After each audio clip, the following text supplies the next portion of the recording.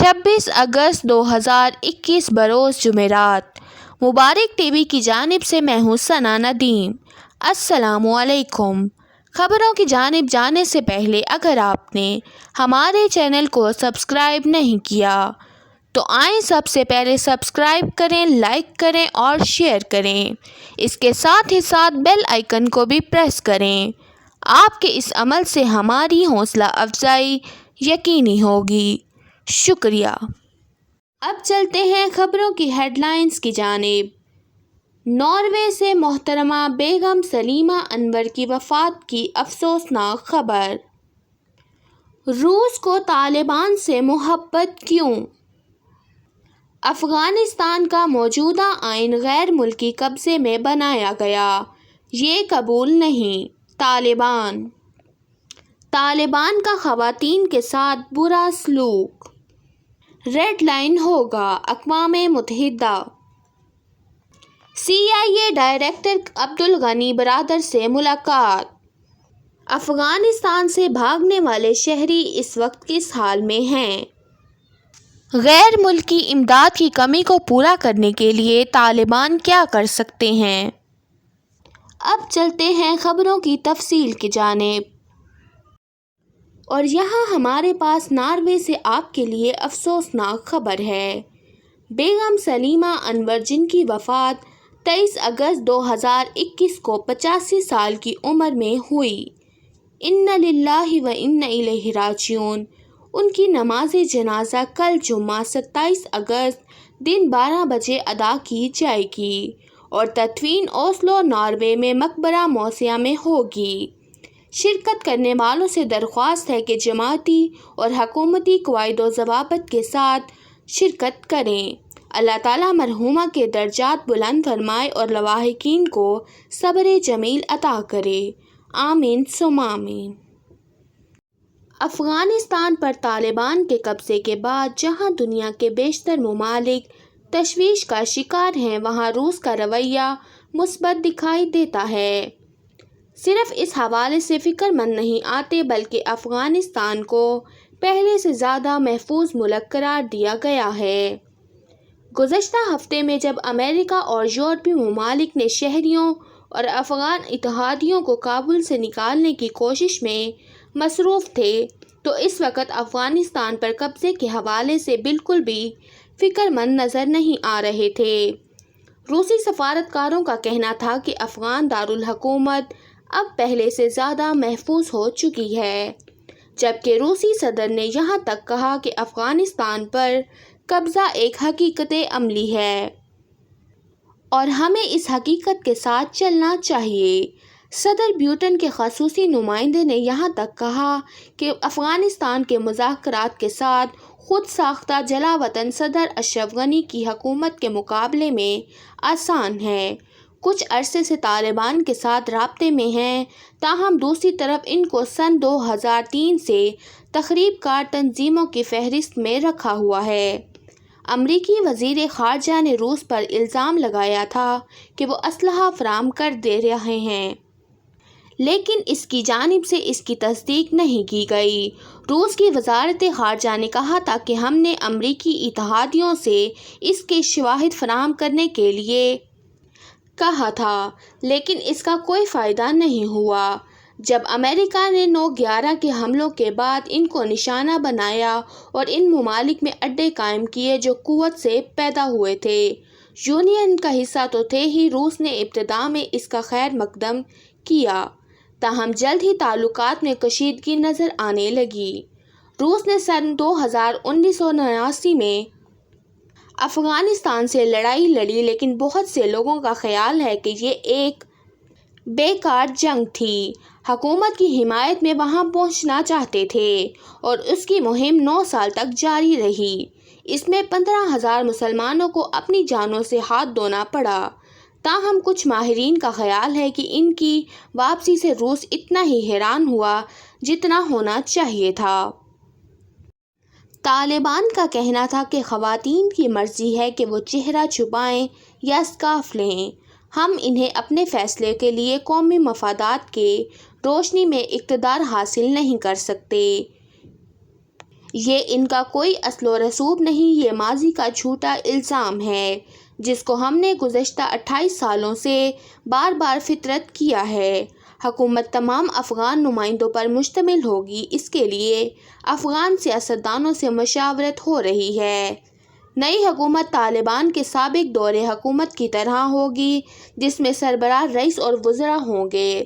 افغانستان کا موجودہ آئین کی طرف سے بنایا گیا تھا، اس لیے ملک میں ایسے آئین کی ضرورت ہے جو آزاد افغانستان میں بنایا جائے اور وہ تمام افغان عوام کے مفاد میں ہو۔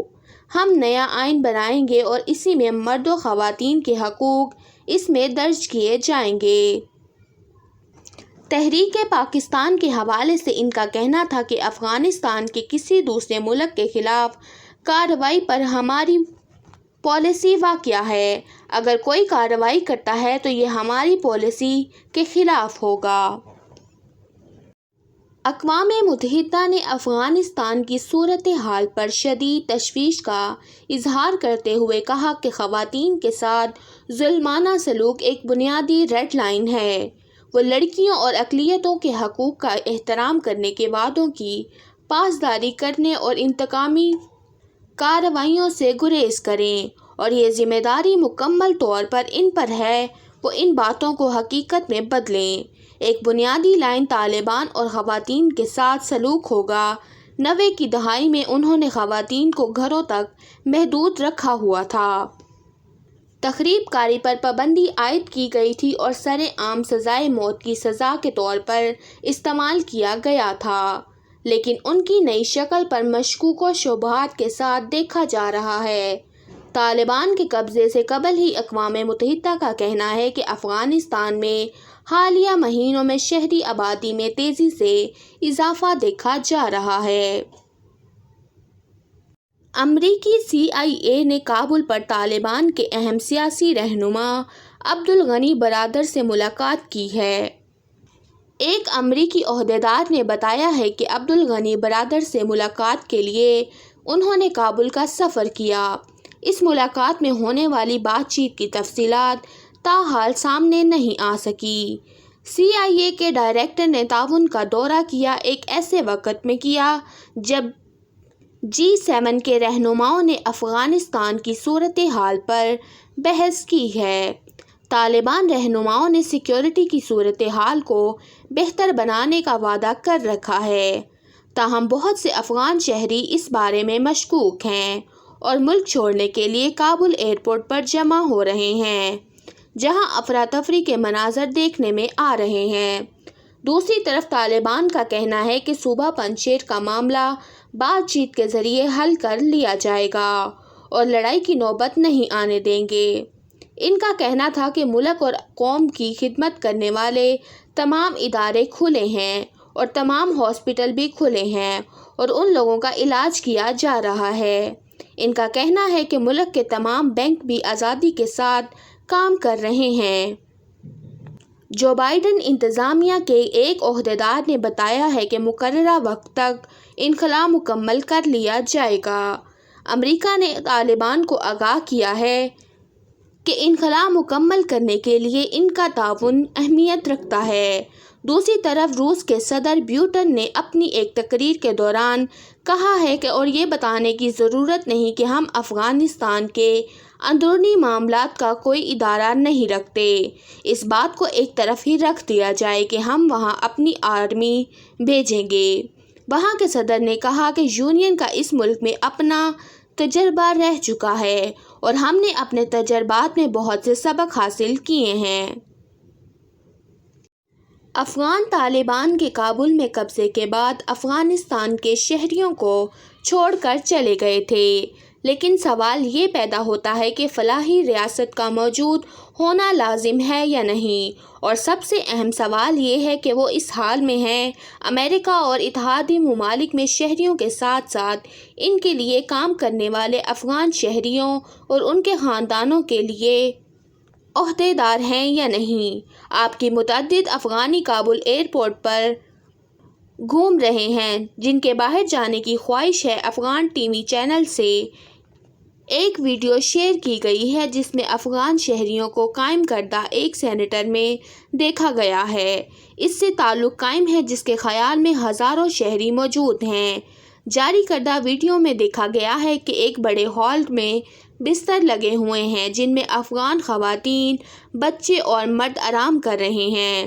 تشویشناک بات یہ ہے کہ اس سینیٹر میں ہزاروں مرد و خواتین کے لیے صرف ایک ہی واش روم موجود ہے اور دیگر سہولیات نہ ہونے کے برابر ہیں۔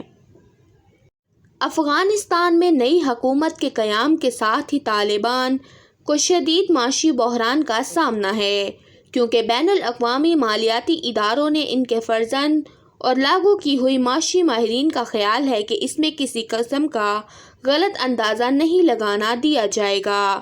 طالبان اس وقت $20 ارب کی معیشت والے ملک کو بآسانی چلانے کے لیے قابل ہو جائیں گے۔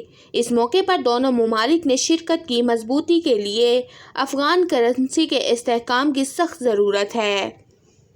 افغانستان سے فرار ہونے والے مرکزی بینک کے سربراہ کا کہنا ہے کہ افغانستان کو معاشی بحران کا سامنا ہے کیونکہ کرنسی کی قدر میں بہت کمی واقع ہو چکی ہے۔ چین اور دیگر ممالک کو ان کی حکومت میں افغانستان سے فوائد حاصل ہو سکتے ہیں۔ امریکہ افغانستان کو مالی معاونت فراہم کرنے والا سب سے بڑا ملک رہا ہے۔ گوگل کے اخراجات کے ورث بنیادی طور پر فوجی اور کچھ حد تک اس بندے نے اس رشتے کو تقویت ملی ہے۔ عالمی بینک کے مطابق افغانستان کو مسائل کا سامنا ہے۔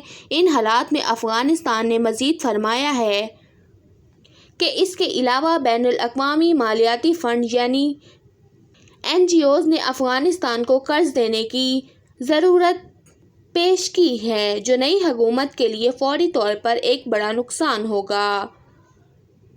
عالمی برادری کے اندر پائے جانے والے عدم اعتماد کی وجہ سے اس نے فوری طور پر $70 ملین کی امداد کو معطل کر دیا ہے۔ دوستو، ان خیالات میں امریکہ IMF کو قیادت میں لے کر بڑے مذہب کے لیے اسلام میں سرمایہ کاری کی توقع نہیں کی جا سکتی۔ سوال یہ پیدا ہوتا ہے کہ مذہبی غیر ملکی امداد کی کمی کو پورا کرنے کے لیے کس طرح سے آگے بڑھیں گے؟